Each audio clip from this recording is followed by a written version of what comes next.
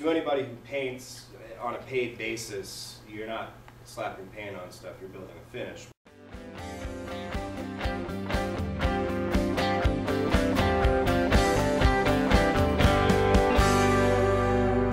So assuming that this was casing stock, whether it's window or door or whatever, square stock, back band added, inner bead band added, whatever, you've always typically got some square stock going on with the trim package.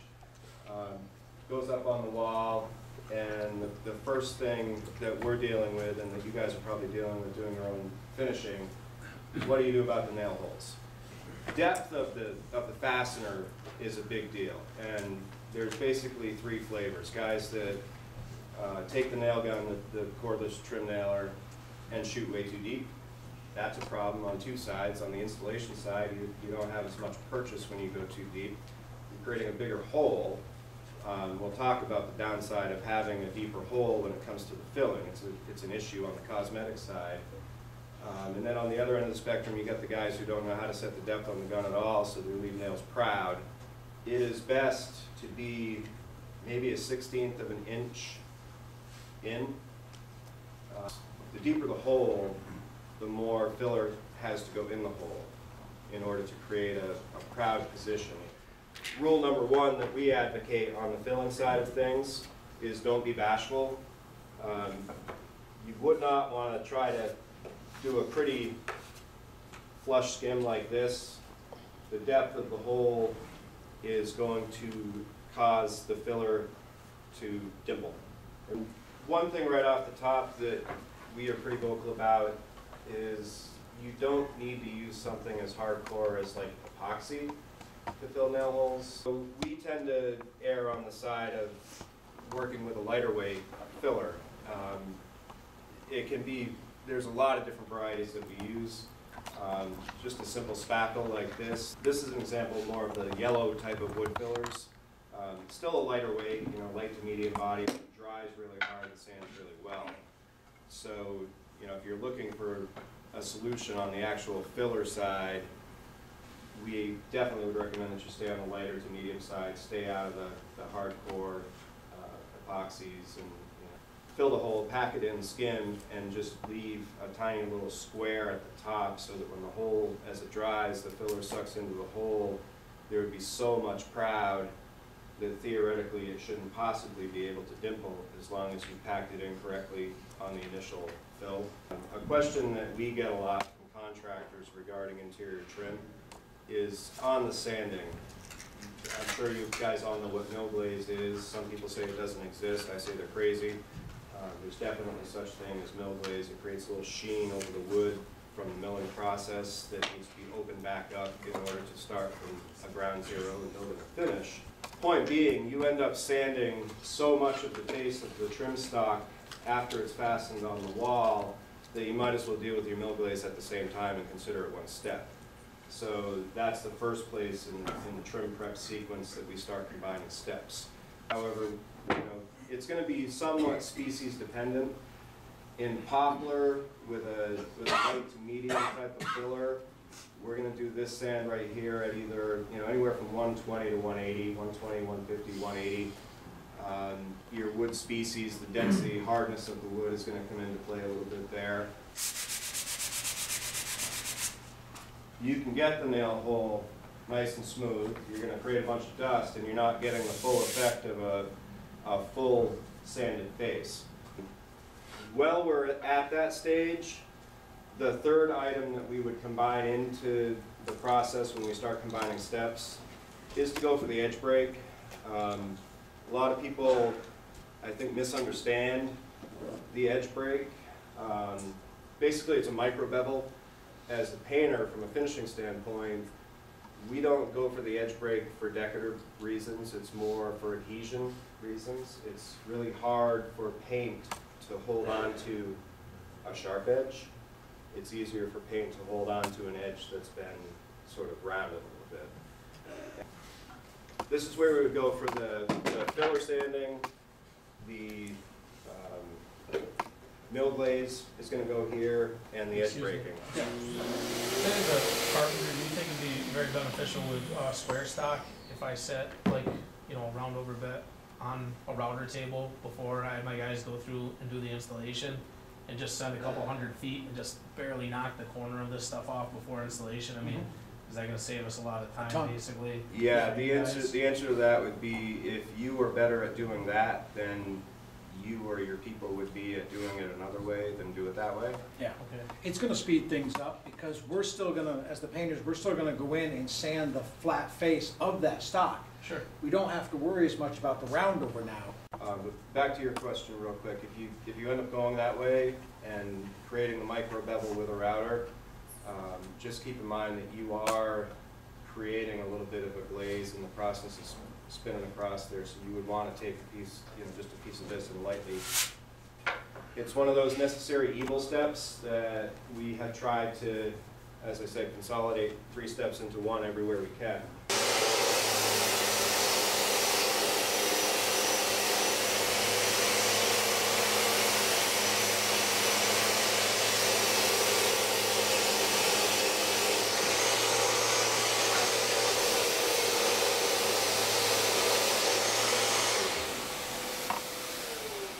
That gets the nail holes where I want them to be, and it does it dust-free and quick. It's just as easy to do it up on the wall. If this was straight square stock or square stock with a back band, inner bead, whatever, you can control this on the face vertically as well as you can horizontally.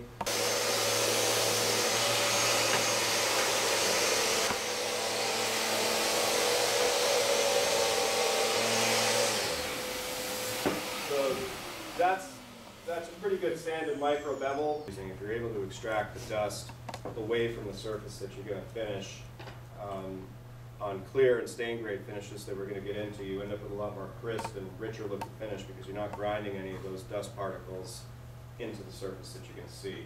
3 steps in one right there, actually 4. You got the edges, you always have a little mill chatter off the edges of the piece. You got the edge break, you got the mill glaze issue taken care of. Coming into the first stage with a lighter weight product allows you to start your grit stepping where you want to be. If we came into a job where a carpenter had done all the filling with West System, for instance, which we've actually seen guys do, we got to start at 80 grit if we're lucky. And so you got to go that hard to get the filler smoothed out, and what are you doing to the rest of the face at the same time? You're tearing it up. If there's one thing you leave here with in your pocket for knowledge, don't skip grits. We get asked that question a lot about grit stepping. You don't have to do every single grit. You don't have to go 100, 120, 150, 180, 220, 240, 3. The sort of rule of thumb is just don't ever double yourself. If you're at 80, don't go more than double of 80. Try to fall somewhere, 80 to 150 would be a big jump. 80 to 120 is pretty reasonable. The purpose of back priming, we have been asked a lot of times over the years by builders, carpenters, and people in general, why would you bother to back prime or prime all sides of your interior trim? And as Todd mentioned, it's strictly a matter of dimensional stability so that the wood won't cut. We're sort of gearing this discussion toward brush finishes, but a lot of the concepts would apply also in a sprayed situation.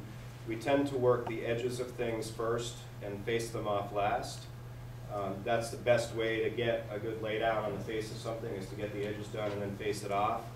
So if, say, we had a whole window casing going on where you got sashes and a jam system and then a casing out onto the wall, we'd work the jams from the inside out. We tend to work from the top down. And face off the most important formal face last, on a given unit. And if you're into waterborne finishes, latex finishes, or just starting to get into them, you've got just about as much working time as you need, and you tend to want to put it right on. That 180 grit or 150 grit, whatever your prep sand was, does help the brush to glide pretty smoothly. Waterborne and latex products are different from oils because they tend to be, they can be a little stickier feeling off a brush. And so the smoother your surface that you're going onto, the more the brush will tend to glide. We prime heavily, and when the trim package is white, your primer coat ought to be just about as solid color-wise as what you're going to go for on your finish coat. Here's a case where we're going to deviate from what the back of the can says, what the manufacturer says, and don't really care what anybody says, but you can do a wet on wet coat. And by that I mean literally, if I was doing a window jam and casing system or a door jam and casing system, I'd go around the whole thing, inside out, top down, face it off, and I'd go right back to where I started and do it again before I moved on, because it will dry that quickly. And that concept would apply whether we're brushing, rolling, or spraying. We're going to prime heavily in what most of us would consider to be a double primed fashion. The big benefit to having really, really heavy, like double coat primer effect over all that filler is it's going to help to hold out that filler, make it go away. Sheen's not going to get sucked in and flash low on you if you primed with a good primer and primed heavily. Because any primer is going to tend to feel like it's raised the grain a little bit on your wood, and you know, oils do it, latexes do it, and so your primer is always going to get sanded before you apply paint to it, and that pretty much holds true whether you're priming drywall or a cabinet or, you know, pretty much anything that's intended to be smooth. After you apply your primer, you're going to sand it. I would step my grit up. I started initially over the filler. Prior to applying the primer, I was at 180, and I would want to go up to 240 here, on the primer being dry and heavily done.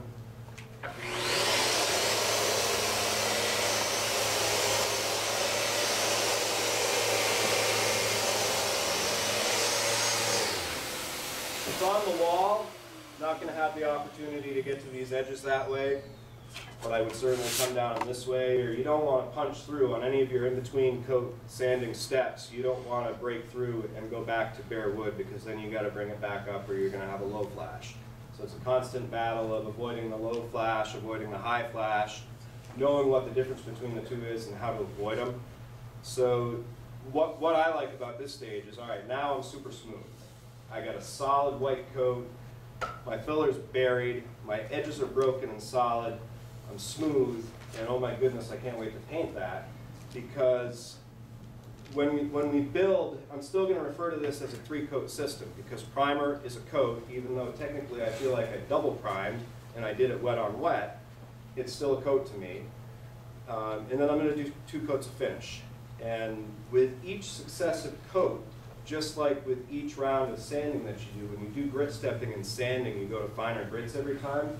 When you do a brushed coat, build a brushed system or even a sprayed system, each successive coat that you do should theoretically become thinner than the one before it. And so that is why primer is my heaviest coat. It's the foundation for the coating. So I'm putting a lot more material on up until this point. The 2 coats of paint combined that I'm going to put over my primer will not equal the mill thickness of the primer itself if you were to put a gauge on them. You can actually do that. You can measure the thickness of coatings while they're wet. So my first coat of actual brushed or sprayed finish is not going to be as heavy as my primer coat, because now I've got a smooth surface that doesn't hold it as well as the raw wood. Even my sanded raw wood, my prep sand, was pretty smooth, but this is way smoother. I've got my color established, which points to the, you know, kind of side note. If your trim was going to be blue or red or some other color, you'd use a tinted primer. Don't use a white primer under red paint, for instance. But the purpose of the primer, to me, you know, as we covered, is to hide the nail holes, take care of all the cosmetic issues that happened up until this point, and now I can move into more of, all right, this was the functional aspect of how I'm going to build my finish. Now I can get into the aesthetic. The difference aesthetics-wise between primer and paint is paint has sheen, and primer doesn't. Primers are dead flat for the most part. You'll find one once in a while that has some angular sheen to it, but you got to really look for it. Your paints are going to, trim paints especially, are going to probably be a minimum of a satin finish, and anywhere from a satin right up to a gloss. So when I go from primer to finish, I'm looking to build sheen. All right, I got enough body, I got a good substrate, a good coat, good cosmetics, everything's in place. Feels good, looks good. Those are the 2 ways that we measure. You know, anybody that looks at any kind of thing that's finished, how's it look, how's it feel? Sight it down, feel it, It's good. This is where you want to stop and examine your casings. If you look here, that was actually a divot put in by somebody's hammer going through that door case. When you've got that heavy prime coat, before you're going to put paint on, this is where you want to go in with a lightweight spackle or a vinyl spackle and hit any little dings, anything you got to rebuild out. If you realize that there might have been a check in the wood that you didn't really see until the primer got on it and suddenly there's a void in the wood, this is where you want to go in and do a light, quick skim of a vinyl spackle or even the lightweight, the 3M lightweight, because like Scott said, those next two coats of paint, that first coat and the second, are going to be thinner and thinner and thinner. A lot of guys will say, well, I'll just get it between my last two coats of paint. That means you're relying on that one brush coat to cover everything. Before you put that next coat of, that first coat of paint on, that's when you want to do your caulking. You want to caulk after primer, not after paint, because you want to bury that caulking in as much paint as you can and make it go away. When you do your caulking, always caulk with a wet rag in your hand so you can keep removing as much as you can. You know, you don't want excess caulk, because we know stuff moves. And when things start moving, it spits caulking out really fast. If you do caulking on bare wood, the wood is drier than the caulking, so that the wood can actually dry out the caulking and cause it to crack by sucking the moisture out of it. One follow-up on that, the number one mistake that we see on caulking, what would cause a caulking to crack, is people paint over it before it's fully dry or fully cured. That's the big, people get in a hurry, caulk, paint right over it. Can't do that, you gotta let it dry. With your exterior trims, are you using latex primers on the exterior trims as well, or are you still? Yeah, remarkably, and this ties back to the question that came up earlier about would we ever embrace the idea of, you know, one thing that could do everything. There may never be one thing that can do everything, but what we have been able to do is streamline to the point where one primer, an interior, exterior primer, can serve both for us. So we can stock one primer in our shop in quantity and know that whether we're going inside or outside, and you know, those tricky places that are kind of both, like window sashes, you know, on and crank out windows, casements that get open and exposed to weather. I'd love to have an interior, exterior primer there, be able to use the same primer on the sash of the casement as I use on the jamb and everything else. So, you know, that's a good example. Interior, exterior primers have come miles, you know, in the last just 5 years to where, we can take one, you know, not even specific to one manufacturer, but 2 or 3 manufacturers have interior, exterior grade latex primers that'll do it all. And a lot of what we look at isn't just did it cover well, is does it sand well? Because there's a lot of great primers out there that you can't sand them without them gumming. They're going to gum up on you. These waterbornes have a pretty thin viscosity where it should flow right off a stir stick almost as if it was running water, because ultimately it is, you know, kind of like the viscosity of water, and you know, that's sort of what we look for in a viscosity. One thing that's important to know is the paint doesn't go on the brush in this situation. It goes in the brush. The paint loads in the brush, and we'll show you on a dry one later on how you can literally splay it open and see a little troughs inside the bristle package. And this is where sheen starts. Primer has no sheen. This is where we start to bring that into the picture. Doesn't matter whether you're spraying or brushing, you know, a lot of these steps and concepts would be the same thing regardless of the application tool. Well, the first coat is wet. Very important point. No matter what kind of waterborne latex paint you're using, your working time is somewhat limited when you start laying out brushwork on casings for doors and windows and crown molding, whatever. You have to sight down while it's still wet, because if you've skipped anything, you got to fix it while it's wet. And that's, like at this stage right here, putting the sheen on top of primer, I'm really only looking for anything that I skipped, because I'm going to sand this pretty good after it's dry. If I've skipped, I want to fill it in, because I don't want any holidays in my sheen. So sight it down while it's wet. If you've got any holidays, fix it while it's wet, because if you wait too long, it starts to tack up, and then you go to feather, you're going to create a flash and create that whole backward sequence that we're trying to avoid. So the sight down is one of the most important habits, and this applies to paint grade, clear grade, sprayed, brushed, rolled, whatever. Sight down while things are wet. You don't have to have a $170 light to do it, but get yourself a light. LED lights work really good. The quality of light for sighting things down, LED is ideal. And, you know, your eye is drawn to sighting things down. Any of us who are in this business, whether you're looking at the lines across the wall to ceiling or sighting trim down, your eye looks across things. Are there any other questions up until this point? So for like profile casings, how would you guys use to sand We, those? Obviously you're gonna lose. If we could click back to or one of the casings here. On this particular trim package, I don't know if you guys have seen there's an LS130 sander from Festool.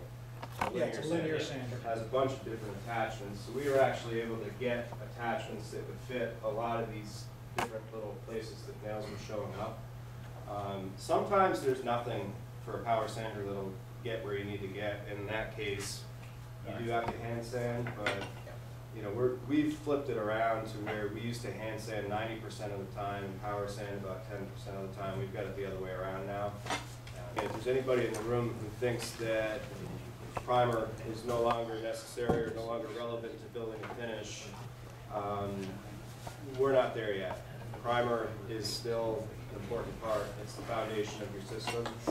And the reason for that, the reason that we still take a straight up primer in a 3 or 4 coat system over anything else related to a paint and primer in one or anything like that is because primers have better adhesion than paints.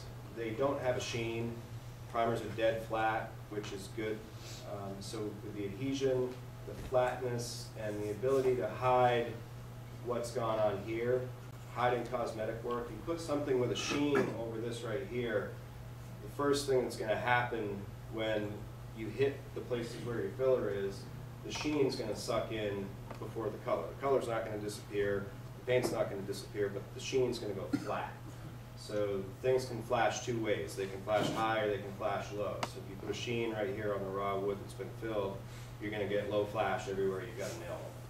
And then you're chasing things further. You're probably back to just spot priming and creating more flashing. My question would be then, how do these manufacturers all of a sudden come up with, they get the primer and the paint in the same can? Because homeowners love it. It's marketing. It's just a homeowner thing? Well, No, contractors embrace it too, because these contractors don't. Anywhere that a painter can skip a whole bunch of steps and get the endorsement of a manufacturer to do so, even with an apparent warranty on it, yeah, that's a great opportunity to lower your prices. We all want to lower our prices, get more work. Where that discussion deteriorates fast and becomes a lightning rod for guys like us is when, okay, you got the high-end boutique paint and primers, self-primers, whatever you want to call them, but you also got the cheaper ones, the you can do it, we can help ones. You can get those pretty cheap and end up with the same results. Or if you're going to get one, get a cheap one. I definitely recommend that because if you have to use more of it, you might as well pay less. yeah. So much of this business is evolutionary. Do you think they're on the right track? Is it possible in the near future that they'll come up with a product that will address all the concerns? For selfish reasons, as painters, we would love it. Yeah. If there was one thing, give us one can that will do it all. And really, honest to God, do it all, love it. Because you know what? The number of different products that we all have to deal with to get to one end result has become a little bit absurd. And we've been pretty vocal through all of our written work and online stuff that we do in relationships with manufacturers that there's too many lines. I mean, one of the reasons that we stopped going more stores is because we could no longer understand what the difference was between this one and this one and this one and this one and this one, and they're all expensive. We, as you can see, we get really excited about the topic of paint and primer in one. I was told by somebody at one of the manufacturers who puts them out that the reason it became such a phenomenon is nothing new. It's been, the concept has been around for 20 years that you can put paint on a patch. What changed it was the manufacturer from the big box store that took that little detail and put it on the front of the can instead of the back of the can. It had been on the back of the can forever, but like Todd said, who reads the back of the can? They face out on the shelf. You look at the front of the can. So the first manufacturer that got the idea that, wow, let's put that on the front of the can, ran with it. the older you get, I'm sure you noticed your hands get a little grittier too, and they feel Well, weird. I'm about Hands 80 have grit. enough My problems as it fingertips are is, about yeah. 80 grit at this point. Yeah. Yeah. We had a prima donna painter, I'll put it that way, that's the nicest way I can think of saying it. Wasn't either one of us, It remember? wasn't us. And stuff, every time a painter picks up a Festool sand, carpenters look nervous, because they don't think we use tools. It's kind of like when we see you guys with a paintbrush, we get that real nervousness about what the hell's Or gonna a happen cotton next. gun, God forbid.